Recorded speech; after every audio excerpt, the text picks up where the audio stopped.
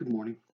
Today I'd like to talk to you about a few things. I'd like to talk to you about, first of all, about the projects that I'm working on and maybe give you some status on those.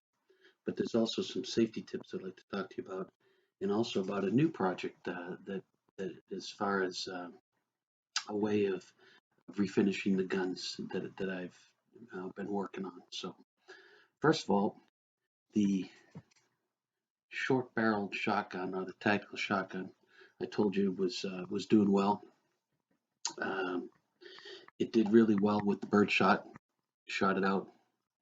Um, one of the problem was that when I went up to an actual shotgun shell, we had a catastrophic event with the shotgun, and not that anybody got hurt. It just the shotgun just fell apart, and enough. I mean, what happened was the barrel fell off, so that's a good thing that I didn't get hurt. I learned a lot. I was wearing my safety equipment. I was wearing gloves, and I was also wearing safety goggles, so to make sure that everything was okay. And I tell you, these 12 gauge shotgun shells have some power behind them. You don't realize it when you're shooting it out of your shotgun, but when you have it in something small, it really kicks ass.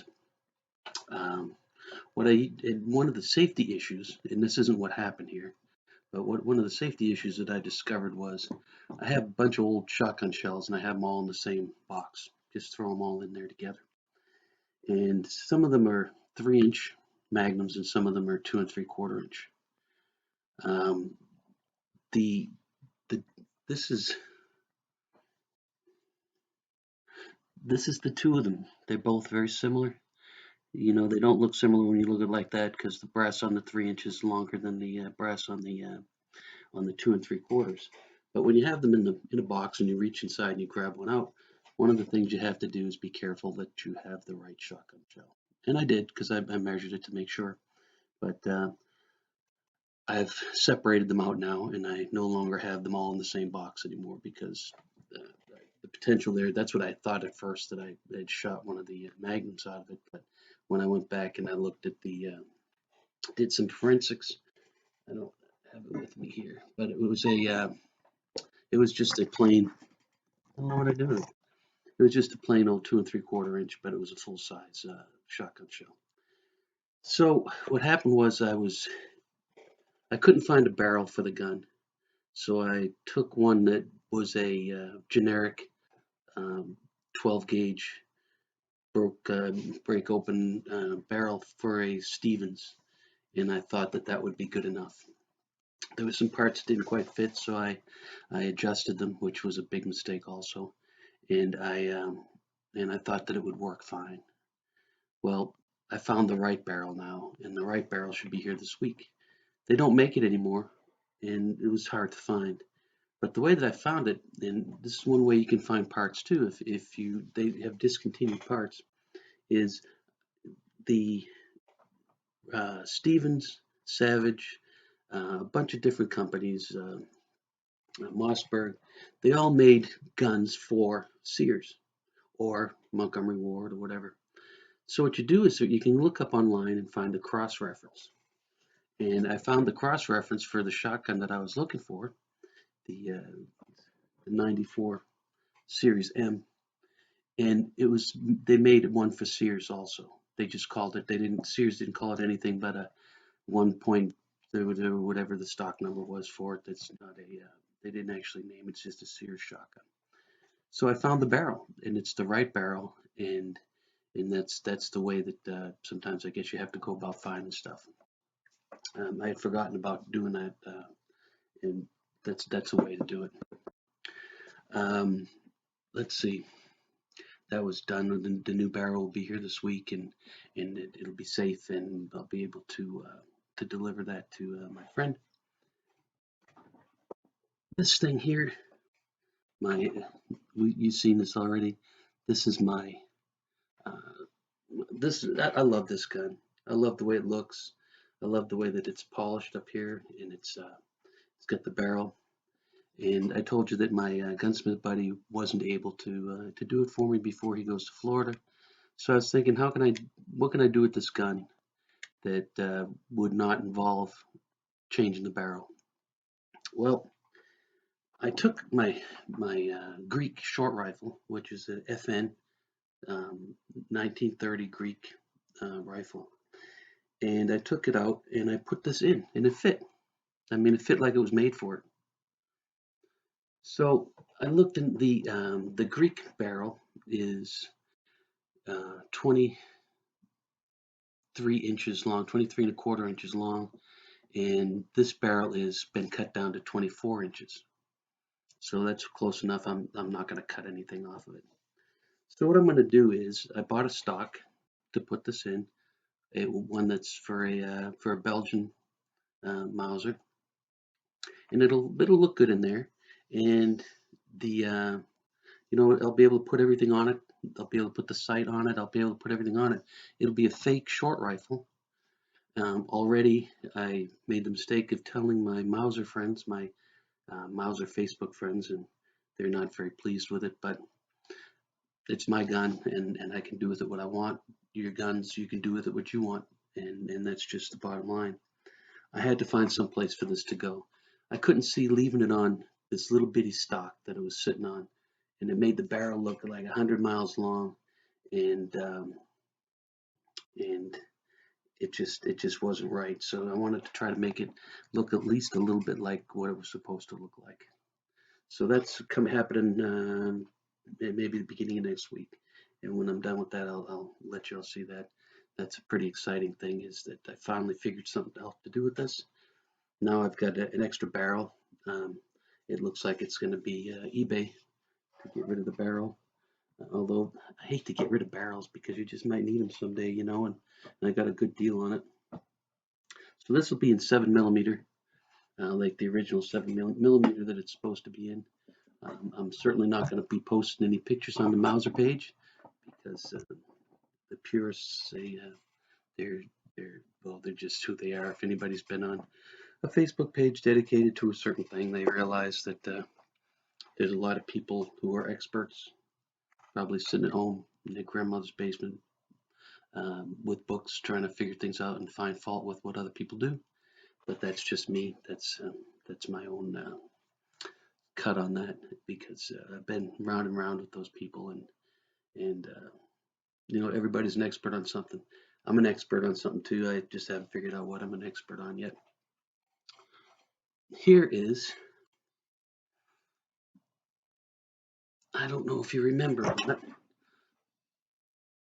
but this is my Craig barrel. It was all rusty and dirty and so forth, and I took it and I cleaned it and I scrubbed it, and it just didn't seem like it was working the way it was supposed to work.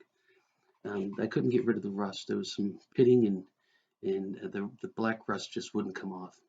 So then I remembered out in my garage, I have an electrolysis tank. A friend of mine set it up. It's our tank, and I put this in the electrolysis tank for about 24 hours, and it came out. I mean, you can still see there's pitting.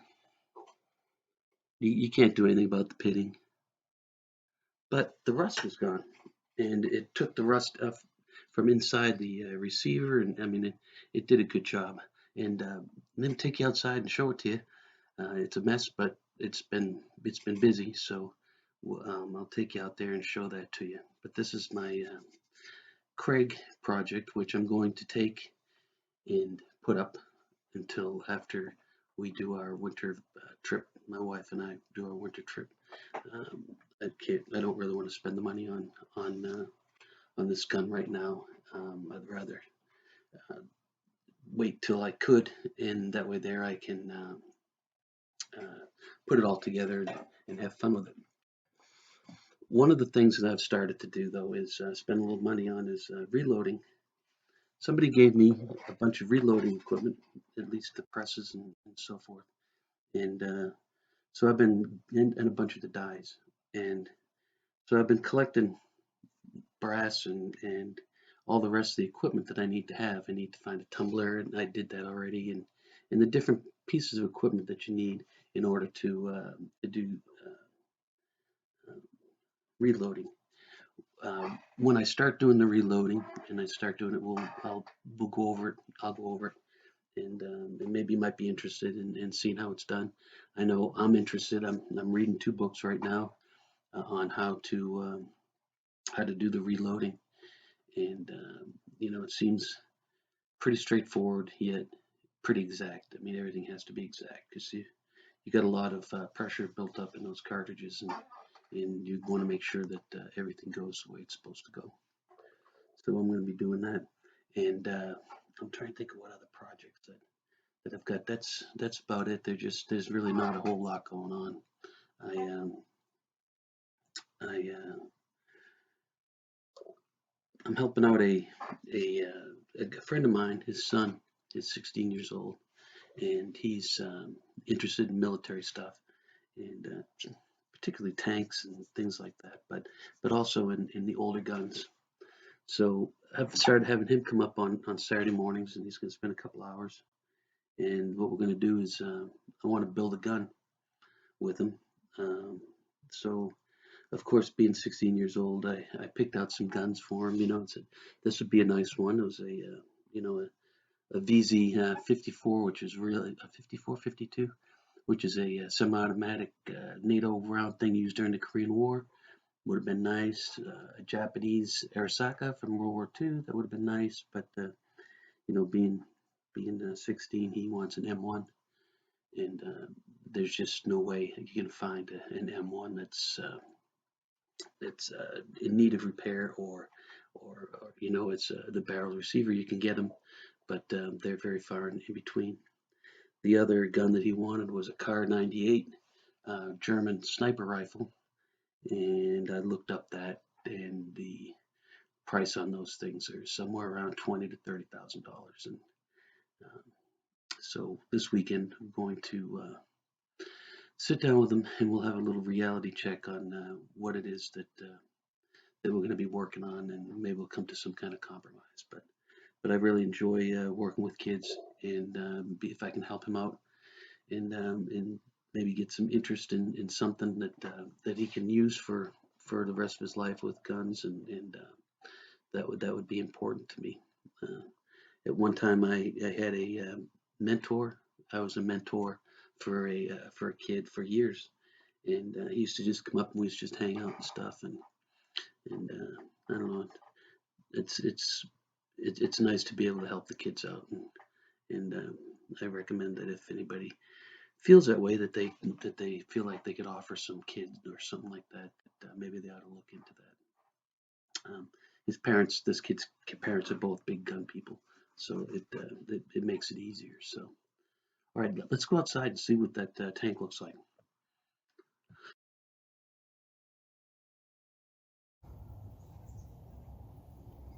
Okay, it's 27 degrees out, so it's freaking cold. Um, but here's my tank, and what you can see is I've got well, I had my battery charger hooked up to it, but it kept turning off. I have my friend's supercharged battery charger, and it runs 10 amps through it. And what you have is inside the tank, you can see you got 4 plates.